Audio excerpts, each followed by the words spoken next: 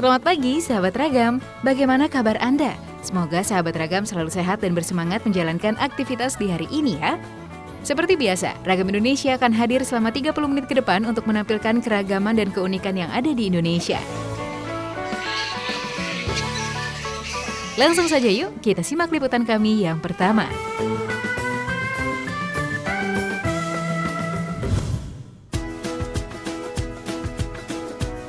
Sahabat Ragam, burung adalah anggota kelompok hewan bertulang belakang yang memiliki bulu dan sayap yang begitu bervariasi.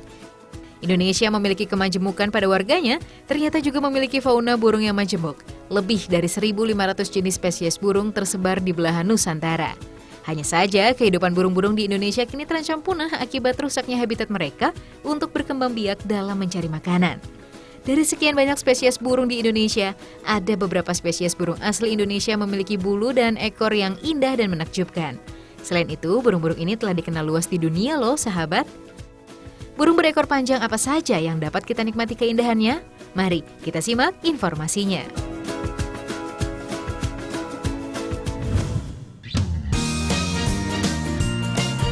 Burung murai batu atau Copicus malabaricus adalah anggota keluarga Turdidae, atau dikenal memiliki kemampuan berkicau yang baik dengan suara merdu, bermelodi, dan sangat bervariasi. Burung ini merupakan salah satu jenis yang cerdas dan dianggap sebagai burung kicau terbaik di dunia. Tidak hanya itu, gaya bertarungnya juga sangat atraktif. Burung murai batu sangat sensitif dalam menjaga wilayah teritorialnya, sangat kuat dalam mempertahankan wilayahnya. Burung ini akan mudah menjadi marah apabila melihat atau mendengar suara dari jenis burung yang sama. Ekornya yang panjang akan berdiri tegak apabila burung sedang berkicau atau merasa kaget. Jika sedang berhadapan dengan burung sejenis, burung ini akan berkicau sambil menggelembungkan bulu-bulu di sekitar dadanya. Burung murai batu lebih banyak menghabiskan waktunya untuk berkicau daripada melakukan aktivitas, dan cenderung memilih hutan sekunder atau hutan alam yang rapat sebagai habitatnya. Burung ini memiliki daya tarik yang tinggi untuk dipelihara dan juga merupakan kelompok burung yang digemari karena memiliki suara dengan spesifikasi kicauan. Dengan keunikan yang dimilikinya, perburuan liar yang terjadi secara besar-besaran, degradasi hutan, hingga konversi hutan menyebabkan populasi burung ini terus berkurang, termasuk murai batu yang hidup di hutan dataran rendah di Pulau Jawa. Penyebaran burung murai batu di Pulau Jawa saat ini hanya terbatas di beberapa tempat yang berhutan. Misalnya di tempat-tempat konservasi seperti di Cagar Alam Leuweung Sancang, Taman Nasional Baluran, hingga Taman Nasional Meru Betiri.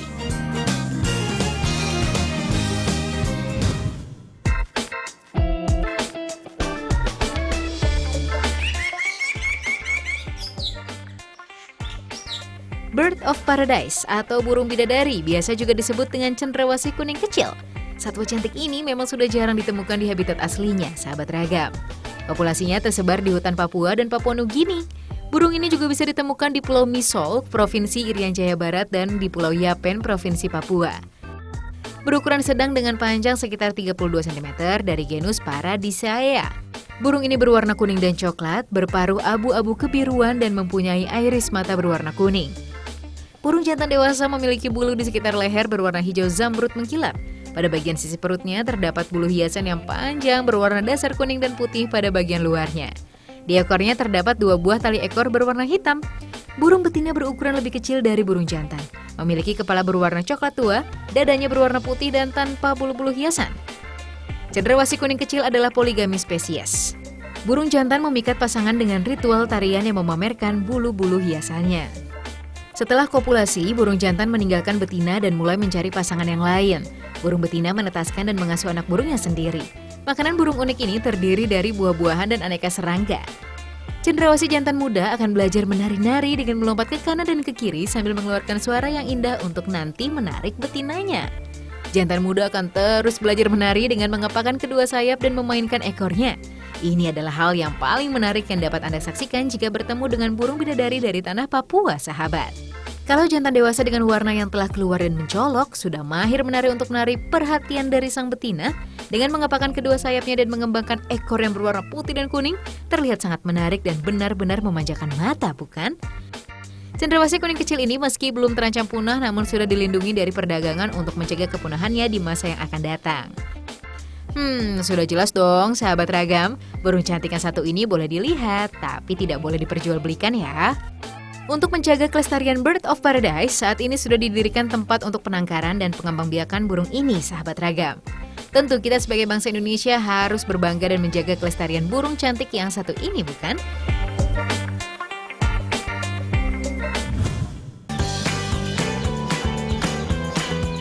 Burung selanjutnya masih memiliki kecantikan lainnya bernama Common Pheasant atau dengan nama latin Phasianus colchicus.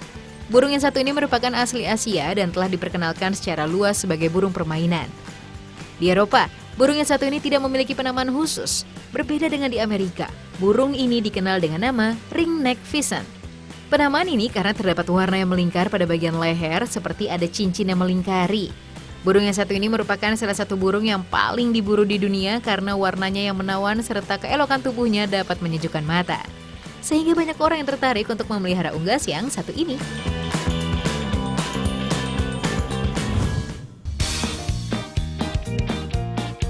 Tak hanya cendrawasih kuning, ada juga cendrawasih merah yang juga memiliki ekor cantik dan masuk dalam kategori satwa yang dilindungi dari tanah Papua. Cendrawasih merah berukuran sedang dengan panjang sekitar 33 cm. Burung ini didominasi warna merah seperti namanya dan berparuh kuning. Burung jantan dewasa berukuran sekitar 72 cm, memiliki bulu-bulu hiasan berwarna merah darah dengan ujung berwarna putih pada bagian sisi perutnya. Bulu muka berwarna hijau zamrud gelap dan di ekornya terdapat 2 buah tali yang panjang berbentuk pilin ganda berwarna hitam. Burung betina berukuran lebih kecil dari burung jantan dengan muka berwarna coklat tua dan tidak punya bulu-bulu hiasan. Sahabat ragam, cendrawasih merah hanya ditemukan di hutan dataran rendah pada Pulau Waigeo dan Batanta di Kabupaten Raja Ampat, Provinsi Papua Barat. Sama seperti burung cendrawasih kuning, cendrawasih merah juga suka menari untuk memikat pasangannya. Cukup beralasan apabila burung cendrawasih disebut-sebut sebagai Bird of Paradise. Bagaimana tidak, burung yang menjadi maskot Papua ini memang memiliki keindahan pada warna bulunya. Bahkan kabarnya karena keindahannya itu juga burung ini jarang turun ke tanah atau seringnya terbang di udara dan hinggap di dahan pohon. Jika Anda berada di Papua, mampirlah ke desa Sawingrai yang terletak di distrik Meos Mansar. Cendrawasih merah merupakan ikon khas desa kecil ini. Di desa tersebut Anda dapat menyaksikan langsung burung jenis ini di habitat asli melakukan atraksi menari pada jam-jam tertentu, yaitu pada pagi dan petang hari di musim kawin.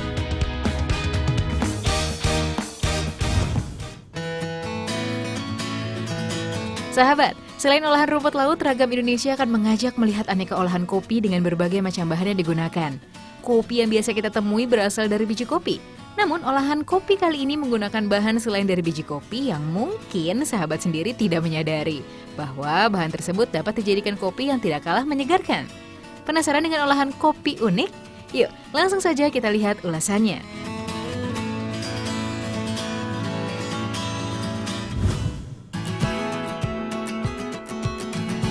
Sahabat Ragam, tahukah Anda mengkudu merupakan buah yang kaya akan manfaat? Mengkudu banyak mengandung zat nutrisi, terpenoid, zat antibakteri, dan zat anti kanker. Makanya tak heran jika buah ini sering dijadikan obat. Mengkudu ternyata juga bisa dijadikan kopi. Soal rasa, gak kalah nikmat dengan olahan kopi pada umumnya. Penasaran dengan olahan kopi buah mengkudu? Pertama, cuci mengkudu hingga bersih, kemudian kupas kulit buah mengkudu lalu potong kecil-kecil seukuran dadu. Kemudian jemur buah mengkudu di bawah sinar matahari selama 3 hari hingga buah menjadi kering. Setelah kering dan warna berubah kehitaman, kemudian sangrai hingga aroma dari buah keluar. Selanjutnya giling hingga benar-benar halus, lalu ayak untuk memisahkan bubuk buah mengkudu yang sudah halus dan yang masih kasar. Oke, sahabat, ini dia bubuk kopi mengkudu. Saatnya kita seduh dengan air panas dan tambahkan gula. Selain nikmat, olahan kopi buah mengkudu mempunyai manfaat yang begitu banyak, terutama untuk menyembuhkan berbagai penyakit. Selamat menikmati.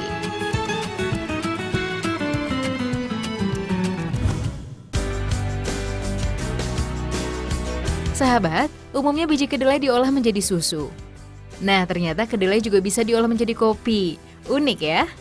Kopi kedelai dijamin bebas kafein karena kandungan dalam kopi kedelai adalah antioksidan yang dapat meningkatkan daya tahan tubuh. Tidak lupa, serat dalam kedelai cukup tinggi sehingga bisa membantu menetralisir asam lambung. Sudah gak sabar kan, sahabat, untuk melihat proses pembuatannya? Pertama-tama, jemur kedelai pada terik sinar matahari selama 3 jam sambil sesekali diaduk ya, sahabat. Oh ya, kedelai yang digunakan adalah kedelai berjenis Willis. Setelah dijemur, cuci kedelai hingga bersih dari kotoran atau kulit kedelai yang masih menempel. Setelah bersih, masukkan kedelai ke dalam kantong besar, kemudian rebus pada air mendidih selama 30 menit. Tahap selanjutnya, sangrai kedelai pada mesin semi otomatis selama kurang lebih 4 jam. Ini bertujuan untuk mengurangi kadar air pada kedelai dan agar mudah untuk menghaluskannya saat proses penggilingan nanti. Kemudian haluskan atau giling dengan menggunakan mesin penggiling. Setelah halus, bubuk kedelai siap diayak untuk memisahkan bubuk yang sudah halus dan yang masih kasar. Bubuk yang masih kasar nantinya akan dihaluskan kembali pada mesin giling.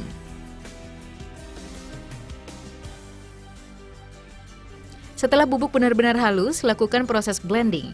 Proses ini bubuk kedelai akan dicampur dengan bubuk jagung dan vitamin-vitamin tambahan untuk menggantikan hilangnya kandungan vitamin kedelai pada saat proses sangrai tadi.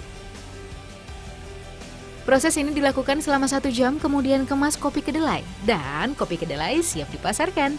Bila sahabat ingin mencicipinya, olahan kopi kedelai ini sudah dipasarkan di beberapa toko di Indonesia. Selain nikmat, olahan kopi kedelai ini mempunyai nilai gizi yang luar biasa dan pastinya menyehatkan untuk tubuh kita bila rutin mengonsumsinya. Selamat mencoba ya, sahabat!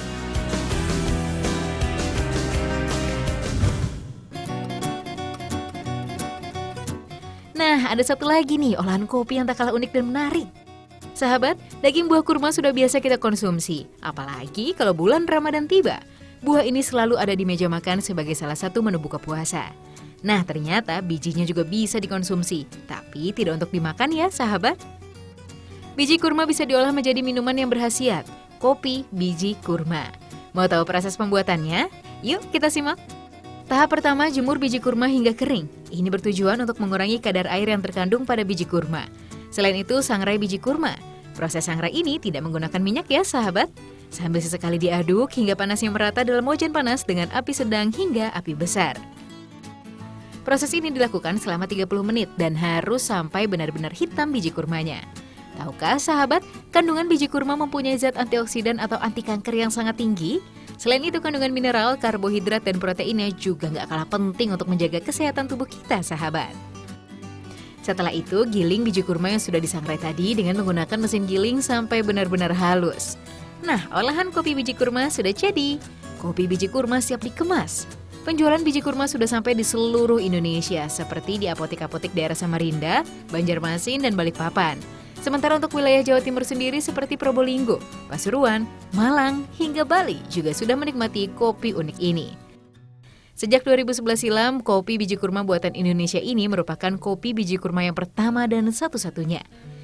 Selain nikmat, kopi ini memiliki khasiat yang luar biasa, yaitu untuk mengobati kencing manis, asam lambung, dan penyakit jantung.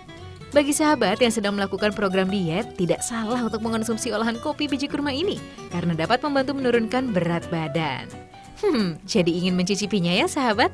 Selamat mencoba!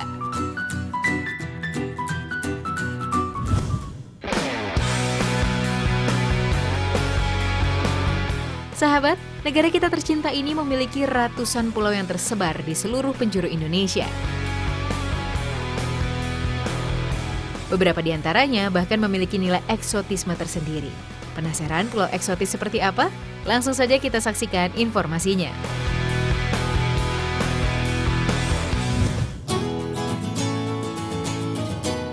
Langit yang cerah dan air yang berwarna biru menambah kecantikan dan keeksotisan pulau ini. Ya, inilah Pulau Riung. Pulau yang berada di Kecamatan Riung ini meliputi 5 desa, yaitu Sambinasi, Nangamese, Benteng Tengah, Tado, dan Lengkosambi. Pulau Riung merupakan jajaran kepulauan yang berada di Pulau Flores. Taman Laut 17 Pulau Riung merupakan gugusan pulau-pulau yang besar dan kecil yang terhampar memanjang dari Toro Padang di sebelah barat hingga Pulau Pangsar di sebelah timur. Keseluruhan dari pulau-pulau tersebut hampir tidak dihuni oleh manusia. Untuk tiba ke Pulau Riung dapat ditempuh melalui jalan bukit berliku dan aspal sempit yang naik turun. Namun kali ini kami menempuh perjalanan menggunakan kapal untuk menyeberangi antar pulau dalam setiap perjalanan. Sahabat, keindahan dan keeksotisan jajaran pulau-pulau kecil di sini memang tak diragukan lagi. Keelokan yang memukau sanggup membuai siapapun. Sesampainya di sana, sahabat akan disuguhkan dengan hamparan pasir putih yang membentang menghiasi pantai. Selain keindahan yang disuguhkan, pulau ini juga dihuni oleh beberapa hewan seperti biawak dan kelelawar. Pulau Riung masih jauh dari keramaian. Belum banyak wisatawan yang datang ke Taman Kepulauan ini. Selain menyuguhkan keindahan pulaunya, dasar lautnya juga tak boleh dilewatkan. Sahabat bisa bersnorkeling ria di pulau ini sambil menikmati pemandangan terumbu karang alami serta ikan-ikan yang masih bebas berenang ke sana kemari. Sahabat, tak ada salahnya loh menyempatkan waktu pergi berwisata ke Taman Kepulauan Riung ini. Sungguh pengalaman yang luar biasa.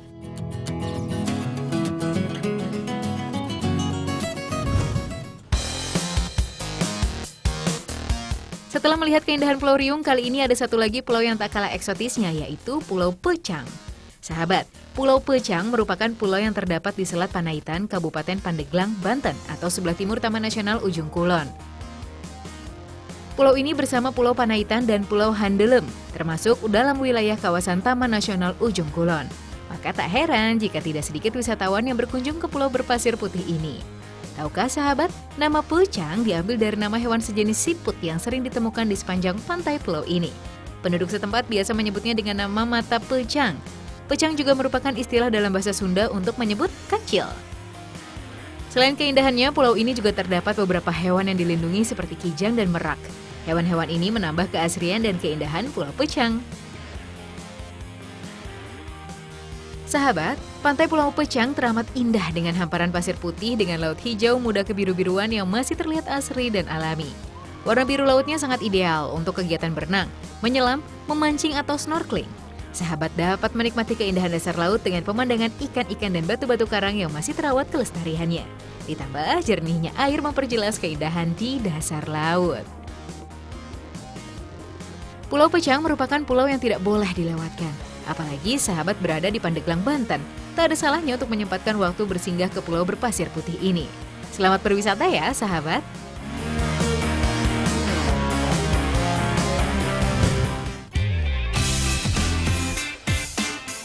Ada satu lagi nih sahabat, pulau eksotis yang tak kalah menariknya. Pulau Siba merupakan pulau yang berada di muara Sungai Baharu. Pulau ini mempunyai keunikan tersendiri dengan pemandangan vegetasi hutan mangrove yang menghiasi sepanjang perairan. Untuk sampai ke lokasi Pulau Siba, kita bisa menggunakan kapal dengan waktu tempuh sekitar 30 menit. Di sepanjang perjalanan, sahabat akan menikmati panorama alam yang menarik. Jajaran hutan mangrove menjadi daya tarik tersendiri bila melewatinya. Sahabat, objek wisata Pulau Siba terletak sekitar 10 km dari bibir Teluk Pelabuhan Belawan yang berada di Desa Seibahari, Kecamatan Hamparan Perak, Kabupaten Deli Serdang, Sumatera Utara.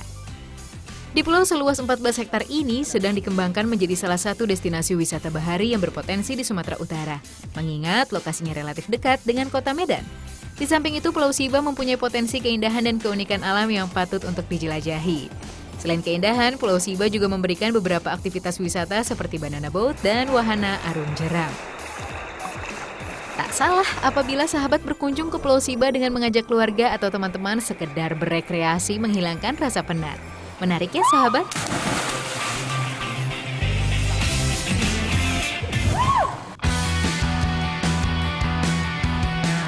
Sahabat, jangan beranjak ya, Ragam Indonesia masih akan hadir untuk memberikan sajian yang unik dan menarik lainnya.